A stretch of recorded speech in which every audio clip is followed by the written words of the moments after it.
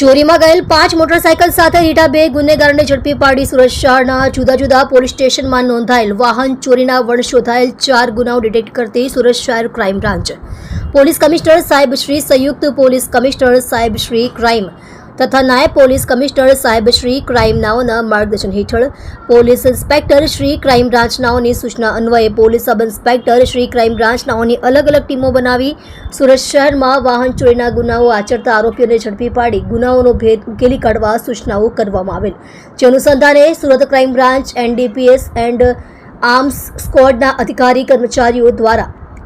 અગાઉ વાહન ચોરીના ગુનાઓમાં પકડાયેલ આરોપીઓની માહિતી મેળવી તેઓની ઉપર નજર રાખી તથા બનેલ બનાવોની ગુનાવાળી જગ્યાઓની વિઝિટ કરી ટેકનિકલ તથા હ્યુમન ઇન્ટેલિજન્સ સર્વેલન્સના આધારે વર્કઆઉટ હાથ ધરવામાં આવેલ. દરમિયાન મળેલ ચોક્કસ આધારભૂત બાતમી હકીકતના આધારે લીંબાદ કૈલાશનગર જાહેર રોડ ઉપર ચોરીમાં ગયેલ મોટરસાયકલ સાથે આરોપીઓ રાહુલ ઉર્ફે હંકિયા સુનિલ ધોડે રહેવાસી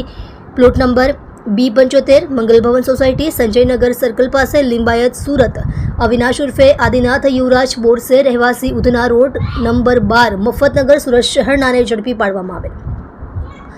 પ્રાથમિક પૂછપરછ કરતા પકડાયેલ ઇસમો પૈકી અવિનાશ ઉર્ફે આદિનાથ નાએ જણાવેલ છે કે પોતે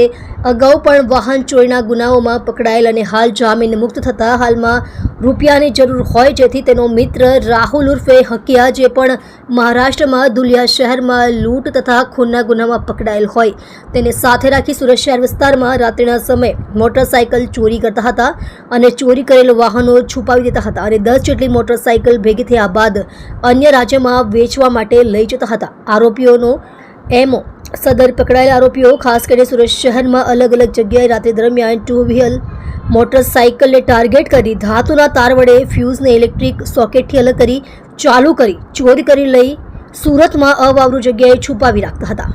આપ જોઈ રહ્યા છો ગુજરાતની સૌથી પહેલા ખબર આપતી Surat express news channel director Rajesh Manglani સાથે.